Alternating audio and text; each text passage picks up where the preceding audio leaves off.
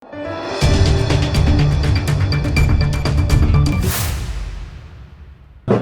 એવું લાગે છે કે વિશ્વાસઘાતની સામે વિશ્વાસની ચૂંટણી છે। નગરપાલિકાની ચૂંટણી સામાન્ય ચૂંટણી નથી। લોકોએ ભાજપમાં વિશ્વાસ મૂક્યો છે, તેમણે ભાજપનો વિશ્વાસઘાત કર્યો છે અને જે લોકો આમ આદમી પાર્ટીમાંથી ચૂંટણી લડી રહ્યા છે, આવનારા સમયમાં કરજણના નગરજનો એમને જે ચૂંટણી છે વિશ્વાસની સામે વિશ્વાસઘાતની ચૂંટણી છે, જે બધા જ વિશ્વાસઘાતીઓને, બધા જ પક્ષ પલટુઓને, બધા જ ગદ્દારોને લોકો ઘરે મોકલી આપશે એવો અમને ચોક્કસ વિશ્વાસ છે। નગરપાલિકાની ચૂંટણી એ અમારા ભારતીય જનતા પાર્ટીના જિલ્લાના અધ્યક્ષ માન્ય સતીશભાઈ પટેલ અને તેના ધારાસભ્ય માન્ય અક્ષયભાઈ પટેલના માર્ગદર્શનથી ચાલી રહી છે। ભારતીય જનતા પાર્ટીના પ્રદેશના પ્રભારીની જવાબદારીના ભાગરૂપે વડોદરાથી મોટી સંખ્યામાં કાર્યકર્તાઓ કરજણ ખાતે નગરપાલિકાની ચૂંટણીમાં પ્રયત્ન કરી રહ્યા છે। એમને ચોક્કસ વિશ્વાસ છે કે આવનારા સમયમાં કરજણની નગરપાલિકામાં પણ ભારતીય જનતા પાર્ટીનો ભગવો ઝંડો લહેરાશે। આમ આદમી પાર્ટીના ઝાડુનો સફાયો બોલશે।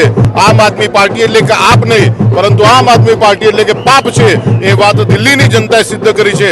કરજણના નગરજનો પણ આ વાતનું પુનરાવર્તન કરશે।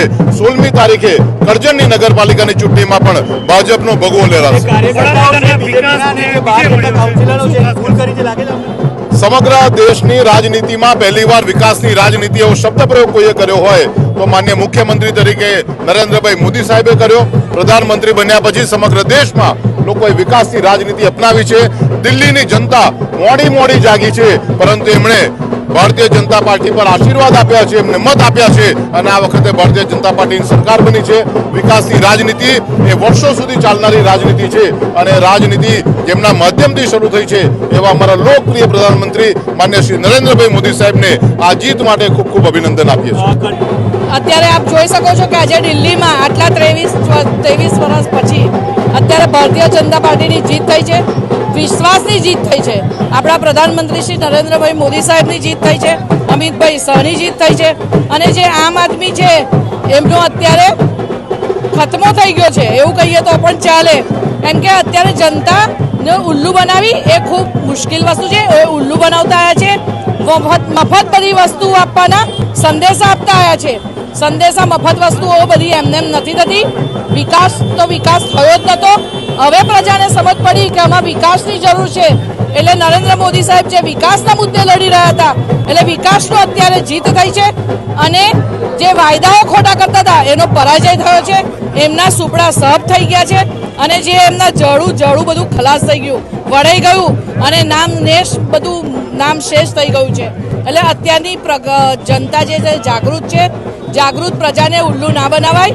એટલે વિશ્વાસનો દોર જે હવે જોશે નરેન્દ્ર મોદી સાહેબના જે યુગમાં હવે જોશે એ લોકો અત્યારે હવે યુગમાં એ જોશે અને અત્યારે વિશ્વાસનો વિજય થયો છે। માનનીય મોદીજી પર જે દિલ્હીની પ્રજાએ ભરોસો રાખ્યો છે તેઓના પર ભરોસા પર ભારતીય જનતા પાર્ટી પણ ખરી ઉતરશે અને જે કહેવાય છે કે દિલ્હી કા ઠાક એ હવે સીધું ના સીધું યુગન આયોગ એ હવે જેલના પાછળ છે। દિલ્હીની પ્રજા આપદાને દૂર કરી છે, ખાસ વડાપ્રધાનના શબ્દ મુજબ દિલ્હીની પ્રજા આપદાને દૂર કરી છે।